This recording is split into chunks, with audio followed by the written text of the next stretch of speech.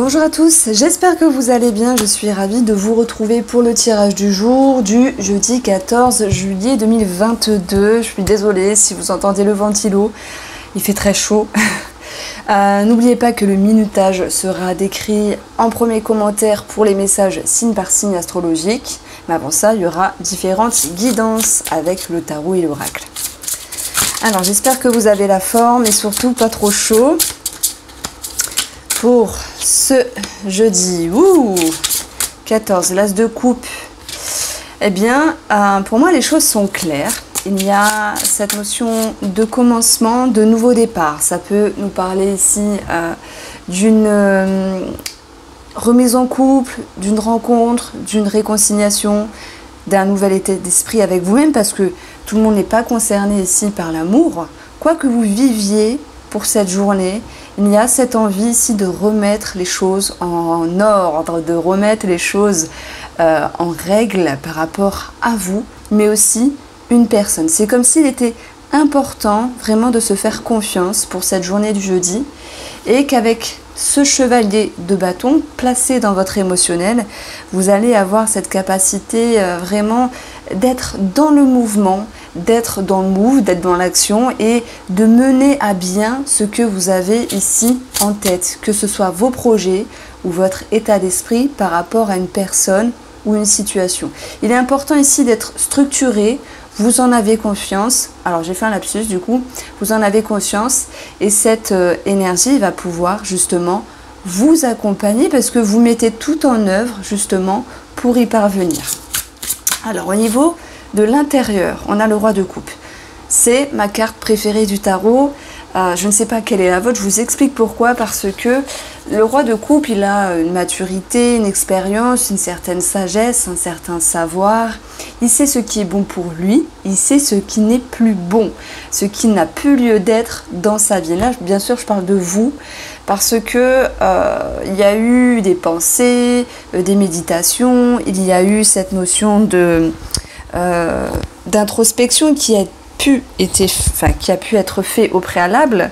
Et ce roi de coupe, vraiment, là, il est positionné, il est serein avec vous-même. Alors, il est serein avec lui-même, donc vous êtes serein avec vous-même au plus profond de vous, parce que vous savez que il y a des choses qui sont nécessaires à remettre en ordre, et en fait, c'est accepté et c'est acceptable. Il y a d'autres choses qui n'ont plus lieu d'être dans votre vie. Alors, on va peut-être regarder. Alors, c'est quoi le message par rapport à ça? Quel est le message sur ce qui n'a plus lieu d'être?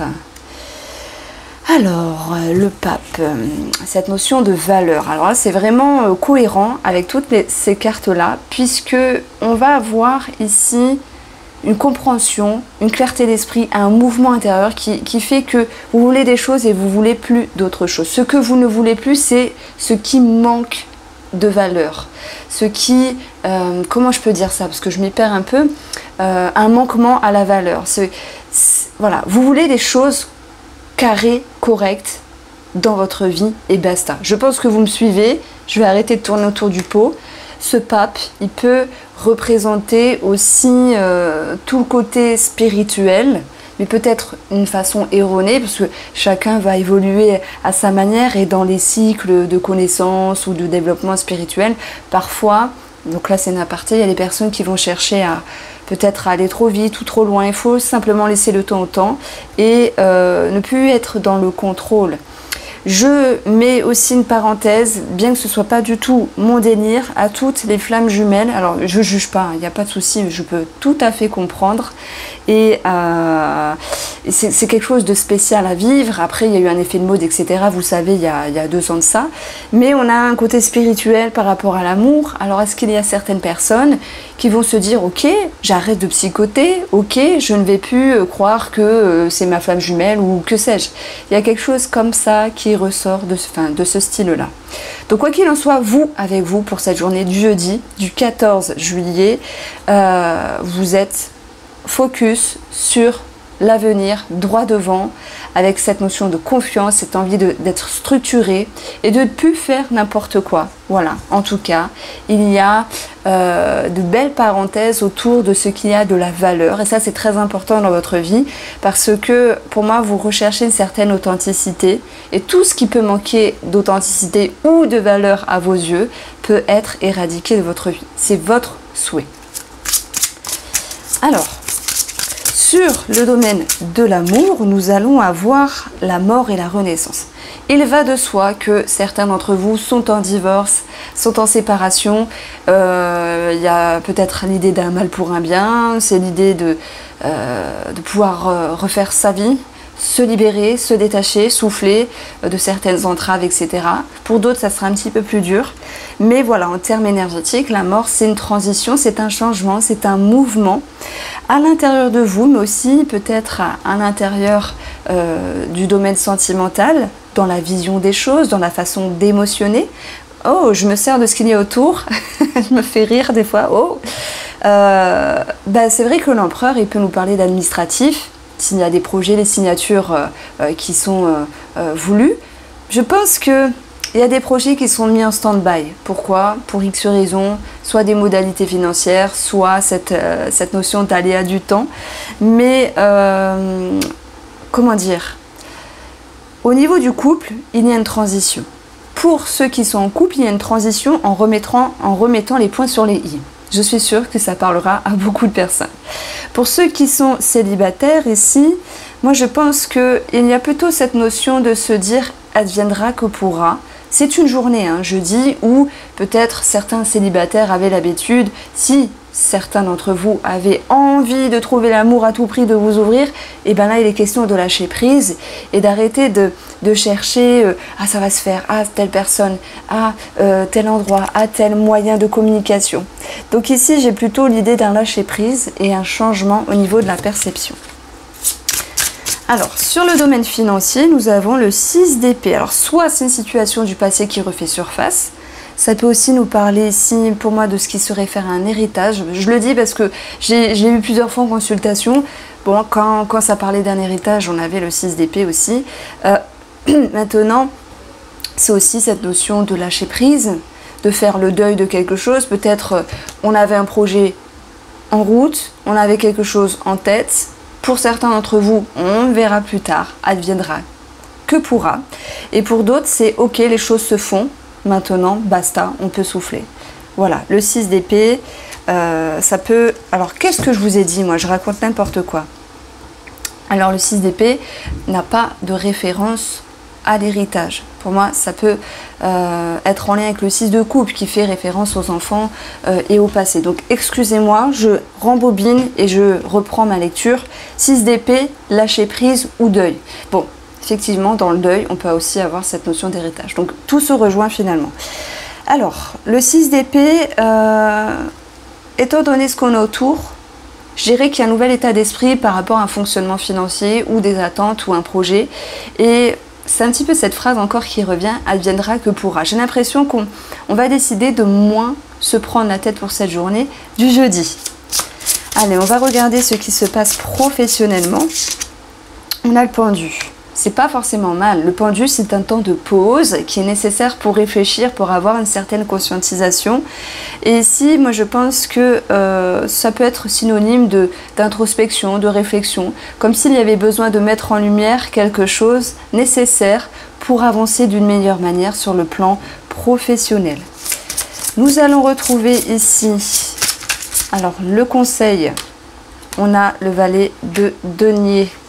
Mettre un pied à l'étrier, prendre une initiative, en cohérence avec les cartes qu'il y a autour. Je pense que l'initiative, c'est savoir prendre le temps pour soi, se ressourcer, se reposer, notamment sur les activités, sur le professionnel.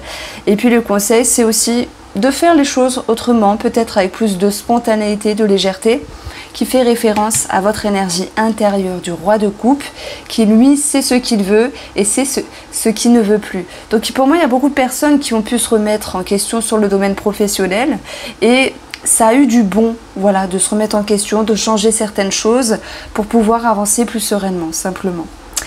Alors, on va aller approfondir ici, tac, tac, tac, avec, allez, le 77. Pour l'as de coupe.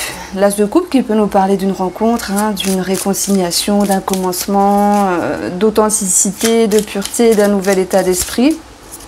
Alors, ben voilà, nous avons ici des choses qui deviennent plus sérieuses après un moment de perdition. On a l'idée aussi d'avoir tourné en rond par rapport à un engagement, une signature. On l'a vu, hein, c'est ce dont on voulait pour cette journée du jeudi se délester.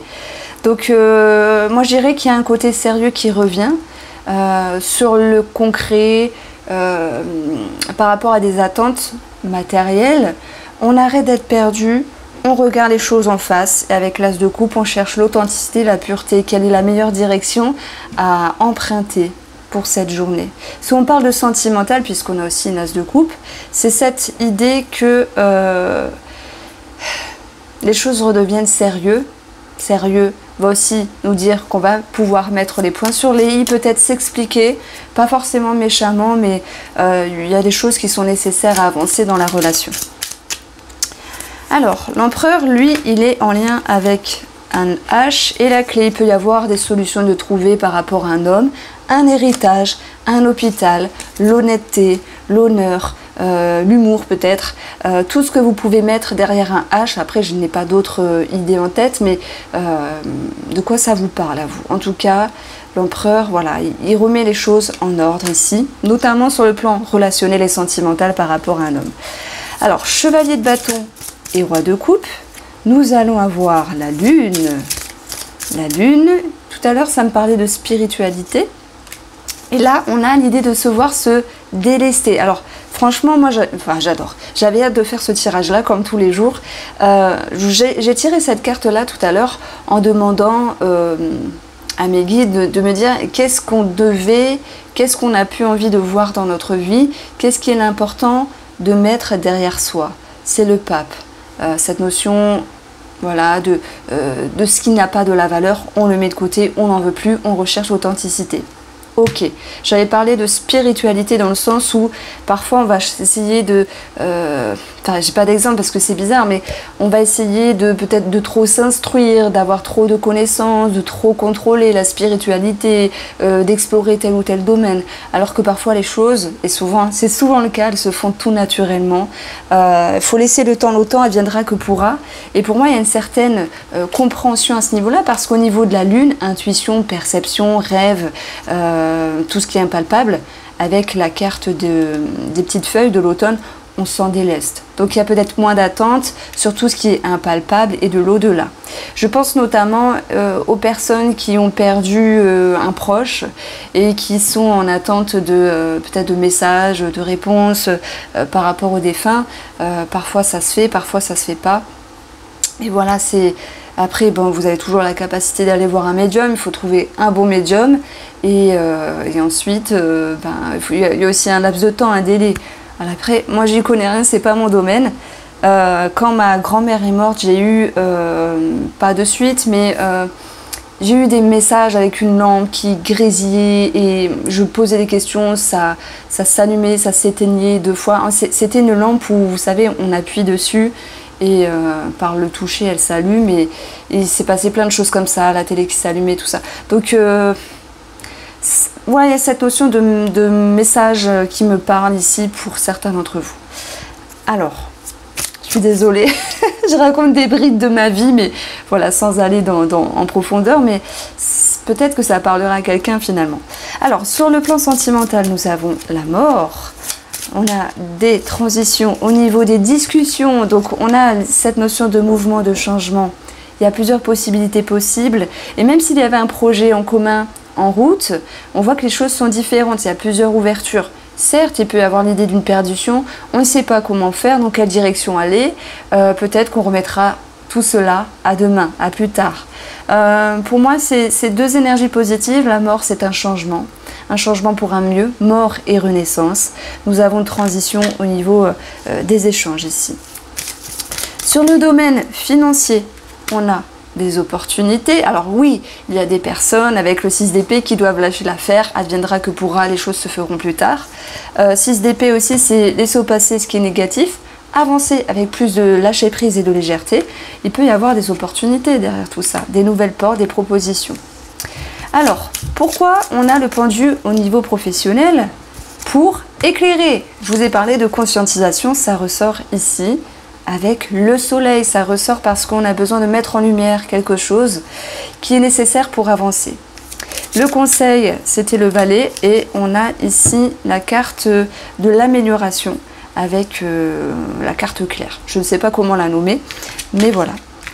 Alors, je vais vous faire un mini tirage avec le mot. On va voir ce qui ressort davantage et puis voilà.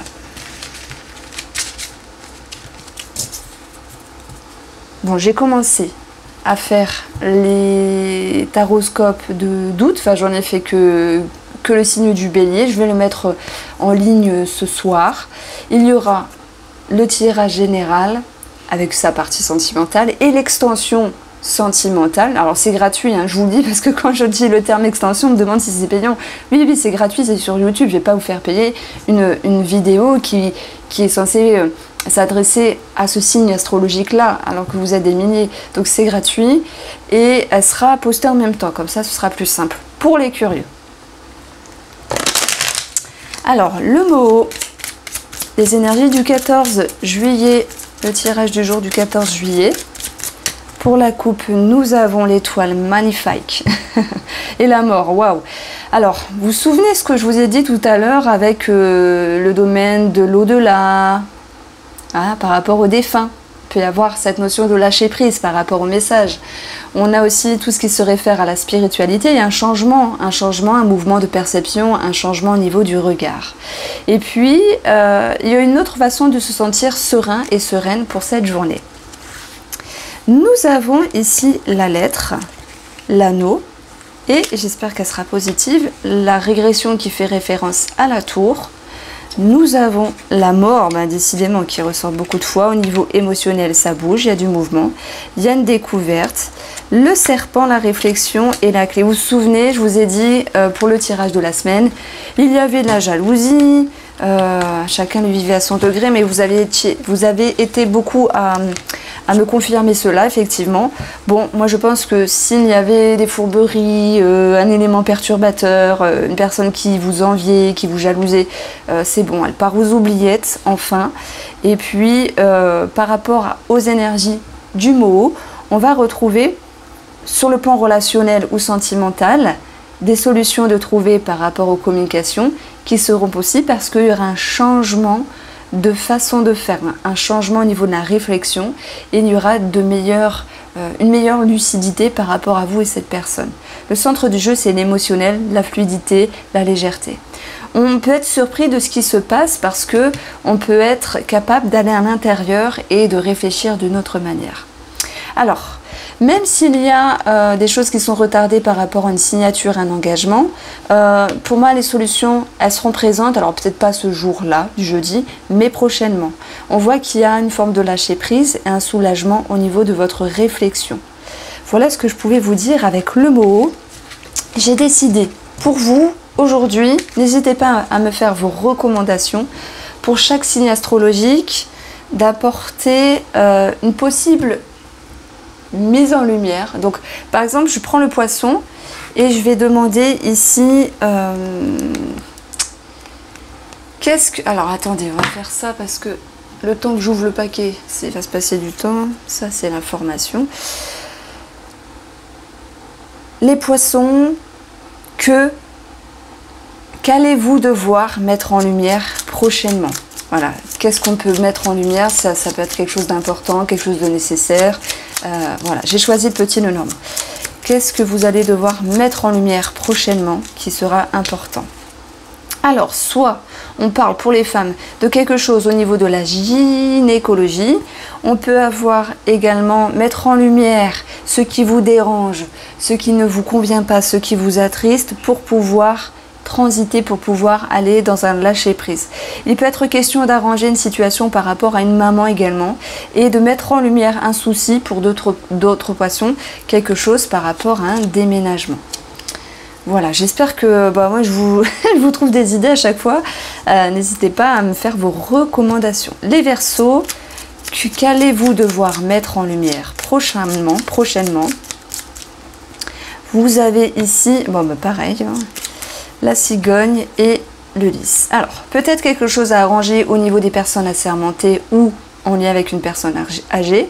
Mettre en lumière votre capacité, le message que je reçois pour vous les Verseaux, c'est de mettre en lumière votre capacité, parce que des fois on est dans le déni, on ne veut pas se dire les choses, à être plus léger, à moins se prendre la tête et à retrouver une certaine bienveillance avec soi-même et aussi autrui. Si je dis autrui, c'est parce qu'on a ici l'anneau qui va ressortir avec les valeurs. Donc ici, soyez présent avec vous-même et lucide sur votre changement, parce que vous n'êtes plus dans les vieux schémas. Alors, les Capricornes, qu'allez-vous devoir mettre en lumière prochainement? Quelque chose par rapport à une femme, ou si c'est vous qui êtes cette femme, la nouvelle vision des choses par rapport à une femme. Il se peut qu'une personne vous apporte une nouvelle, vous tende la main, vous propose quelque chose, ça peut être aussi une somme d'argent. S'il y a une somme d'argent, on dit attention quand même, méfiance, voilà, parce que j'ai le serpent, ça peut aussi nous parler de jalousie. Le message que je reçois, c'est vous restez visible, restez authentique par rapport à ce que vous êtes, mais attention peut-être à une énergie féminine autour de vous. Les Sagittaires, du coup je le fais à l'envers, c'est vrai, je les ai prises à l'envers les cartes. Alors, ce que vous allez devoir mettre en lumière, c'est peut-être quelque chose par rapport à une maman ou un déménagement pour certains d'entre vous. Mettre en lumière quelque chose qui sera éclairé par des discussions tranchantes, comme s'il y allait avoir des points à mettre sur les i avec une personne. Et on vous dit également, il peut y avoir quelque chose au niveau de la gynécologie pour certaines femmes. Maintenant, mettre en lumière que le changement est possible. Les Scorpions, qu'allez-vous devoir mettre en lumière prochainement? Vous avez le cœur et vous avez ici le jardin. Multiplicité au niveau du cœur pour ceux qui se sentent concernés par une déception, une trahison. On vous invite également à mettre en lumière quelque chose d'égotique, d'émotionnel par rapport à quelqu'un qui vous entoure. J'ai également un organisme qui ressort, mais là on a quelque chose de positif pour le coup. Les Balances, qu'allez-vous devoir mettre en lumière prochainement? Alors, quelque chose en lien avec l'impalpable, l'au-delà. Quelque chose qui aussi peut-être fait référence au passé, qui génère des émotions, des doutes, des incertitudes.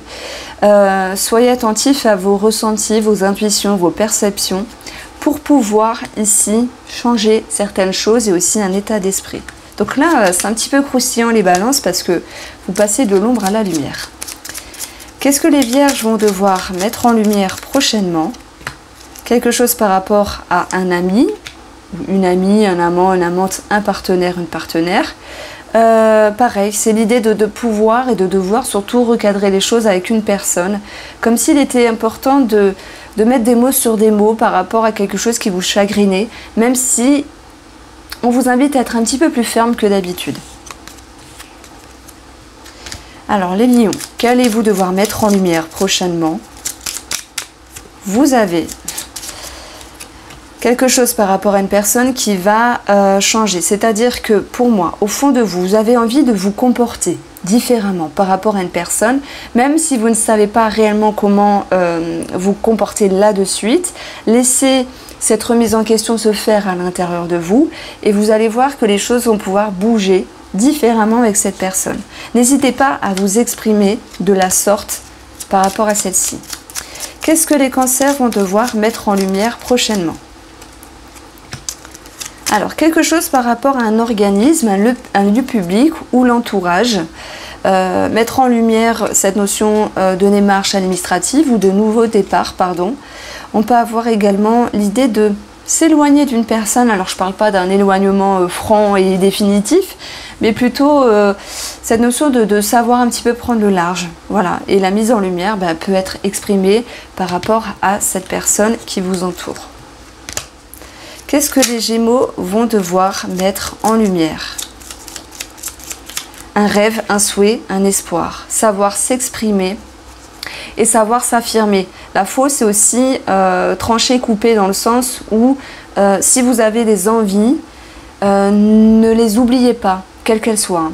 Si vous avez des souhaits, des rêves, ne les oubliez pas. Si vous avez des fantasmes, je parle pas sexuels, mais pourquoi pas, des fantasmes, des aspirations, des souhaits, sachez être franc et franche avec vous et vous dire les choses et de ne pas être dans le déni. Voilà, ça c'est le message pour vous les Gémeaux. Qu'est-ce que les Taureaux vont devoir mettre en lumière? Vous avez le Soleil et... Alors, c'est peut-être quelque chose au niveau de la santé, mais pas que. L'arbre nous parle également de racines. Donc, il peut y avoir quelque chose à mettre en lumière sur une blessure, un schéma, un comportement ou quelqu'un de la famille. Voilà, le petit message pour vous, les Taureaux. Après, le Soleil et l'arbre, c'est quelque chose de positif en termes d'association. Mais le message, c'est mettre en lumière quelque chose au niveau de la santé. Qu'est-ce que les Béliers vont devoir mettre en lumière? Quelque chose par rapport à un lien ou ce qui est ancré. Et on invite les Béliers un petit peu à se distancer, à se détacher de quelque chose, à pouvoir aussi mettre en lumière cette envie d'être autonome et de ne pas être dans la dépendance de quelqu'un ou de quelque chose.